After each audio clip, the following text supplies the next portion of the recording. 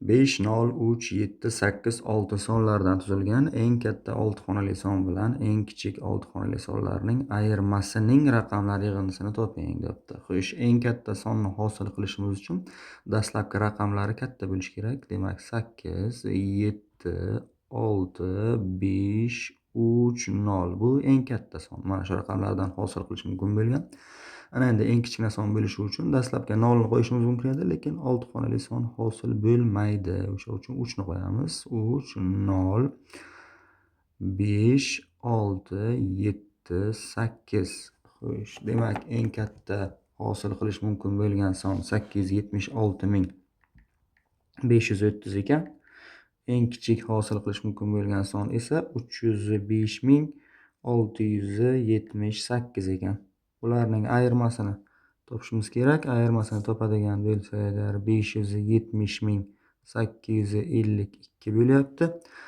Shuning deyapti, raqamlar yig'indisini toping. Raqamlar yig'indisini hisoblaymiz. 5 plus 7 plus 0 plus 8 plus 5 plus 2. 27 degan javob kelib chiqar ekan. Ikkinchi savol. Pomidor va qizil olmalar soni nisbati 3 bo'lingan 7. Demak, pomidor, olma 3x 7x. Agar qizil olmalar 42 ta bo'lsa, bu yerdan biz x ning 6 ekanligini topamiz. Pomidorlar sonini toping. Mana bu yerdagi x joyiga 6 ni qo'yadigan bo'lsak, pomidorlar soni 18 ta ekan. Keyingi savol. Quyidagi shaklda 16-blokdan 24-blokgacha bo'lgan masofani toping. O'zi bloklar soni nechta ekanligini aniqlab olaylik birinchi. 1, 2, 3, 4, 5, 6, 7, 8, 9, 10, 11, 12, 13, 14, 15, 16, 17, 18, 19, 20, 21, 22, 23, 24, 25, 26, 27, 28, 29, 30 ta blok bor ekan. 30 ta blok 4,5 metr bo'lyapti.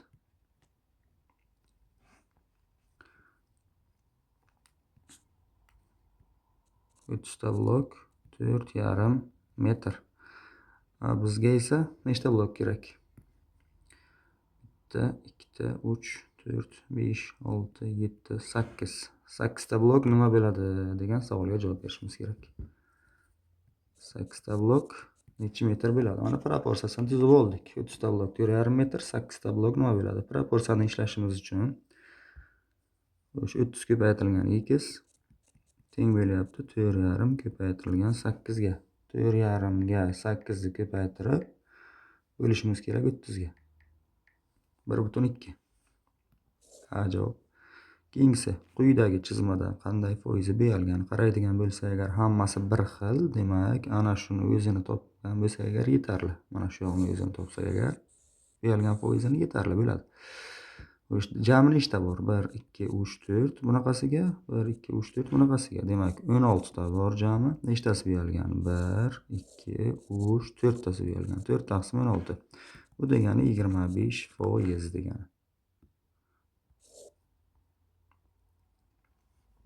5-savol. Quyidagini hisoblang debdi. Buni hisoblash uchun nima ish qilamiz? Buni hisoblashning osonroq usulini qidirib topishimiz kerak. Mana bu 1,35 ko'paytirilgan 58 ni biz yozib bilamiz. 135 ko'paytirilgan 58 taqsimda 100 deb. Minus bunisini yozib bilamiz. 83 ko'paytirilgan 42 taqsimda 100 deb. Xo'sh, bunisini yozib bilamiz. 58 ko'paytirilgan 83 taqsimda 100 deb. Bunisini yozib bilamiz. 42 ko'paytirilgan 135 taqsimda 100 deb. Qarasa agar hammasining mahrajda 100. Xo'sh, bizda hosil bo'lyapti. Mana bu savol 135 ko'paytirilgan 58 ayrilgan 83 ko'paytirilgan 42 ayrilgan 58 ko'paytirilgan 83 qo'shilgan 42 ko'paytirilgan 135 degan savol hosil bo'lib qoldi. Endi mana bu bilan 135 ko'paytirilgan 58 bilan sherik qilaman nimani? Mana buni. Ikkalasidan 135 ni qavsdan tashqariga olib chiqadigan bo'lsam, qavsning ichiga qolib ketadi 58 qo'shilgan 42. Mana bu ikkalasidan minusni olib chiqsang, minus 83 ni olib chiqsam, qavs ichiga 42 qo'shilgan 58 qolar ekan. Bu nima degani? 135 ko'paytirilgan 100 ayrilgan 83 ko'paytirilgan 100. Ikkalasidan 100 ni qavsdan tashqariga olib chiqadigan bo'lsam, qavsning ichiga 135 ayrilgan 83 qoladi. Bizning mahrajimizda 100 bor edi. Mana bu 100 lar qisqarib ketdi. Demak, javobini topish uchun 135 dan ayirib qo'yishimiz kerak 83 ni. Bo'ladi 52. 6-savol. Uchburchakning perimetri 72 bo'lib, uning bir tomoni perimetrining 3 dan 1 qismiga, demak 72 ning 3 dan 1 qismini topadigan bo'lsa agar 24. Uchburchakning bitta tomoni 24 ekan. Ikkinchi tomoni esa 5 taqsim 18 qismiga. 72 ning 5 taqsim 18 qismini topadigan bo'lsak agar 72 ga 5 ni ko'paytirib bo'lishimiz kerak 18 ga. 20 ekan ikkinchi tomoni. Uchinchi tomonni toping. O'zi perimetri 72 edi. X topishimiz uchun o'z perimetrini topish uchun x plus 20 plus 24 ni hisoblashimiz kerak edi. Mana shu teng bo'lyapti 72 ga. Bu yerdan x topadigan bo'lsak, 72 dan ayirib tashlashimiz kerak 44 ni. 28 degan javob kelib chiqar ekan. Keyingi savol. Maktabdagi o'quvchilarning 55% o'g'il bolalar, qolganlari qizlar. Demak, 55% o'g'il bolalar, 45% qiz bolalar. O'g'il bolalar qizlardan 40 taga ko'p. Demak, 55% dan 45% ni ayirsak, 10% 40 ta ekan. Nechta qiz borligini so'rayapti. 45% noma'lum deymizda, proporsiyani ishlaymiz. Shu proporsiyani ishlaydigan bo'lsak agar 45 ga ko'paytiramiz 40 ni bo'lamiz 10 ga. 180. Xo'sh, keyingi savol. Quyidagini hisoblang. Birinchi qavsning ichidan ayirishni bajaramiz. 10 bilan 10 ga ishga 10 mahraj 30. Bunga 3 yetmaydi, bunisiga esa 2 yetmaydi. 3 ko'paytirilgan 7 21 dan 8 ni ayiradigan bo'lsak, 13 taqsimda 30. 13 taqsimda 30 ko'paytirilgan 4 taqsimda 13. 13 lar qisqarib ketdi. 2 taqsimda 15 qolyapti. Birinchi mana bu yerni o'zidan. Endi bu tarafi qavs ichiga 10 mahraj bersak, bunga 3 ta yetmaydi. 4 taqsimda 15 bo'ladi bu. 4 taqsim 15 ga ko'paytirishim kerak 15 taqsim 22 ni. Bo'lishda teskari bo'lardi. 15 lar qisqarib ketdi, bular ham qisqarib ketdi. 2 taqsimda 11 qolyapti. Ana endi 2 taqsim 15 ga qo'shishim kerak 2 taqsim 11 ni. Bular uchun 10 mahraj, bunga 11 yetmaydi, bunga 15 yetmaydi. 165.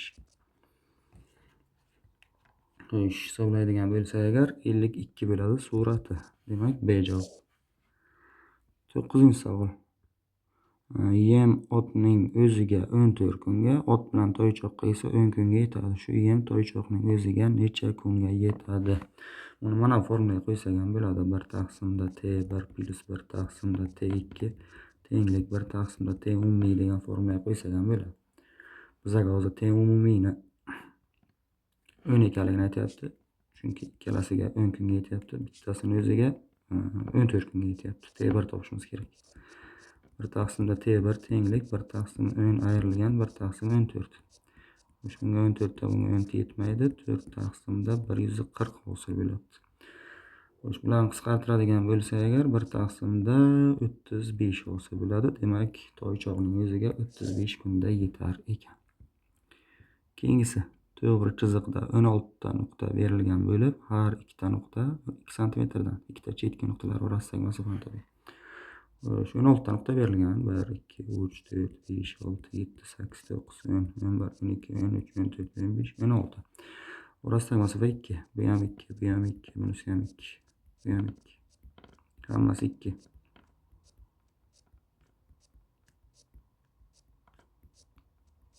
Ikkilar soni nechta? Ikkilar soni bu yerda 1, 2, 3, 4, 5, 6, 7, 8, 9, 10, 11, 12, 13, 14, 15 ta. 15 ta 2 ni ko'paytiradigan bo'lsak agar 30 degan javob kelib chiqadi.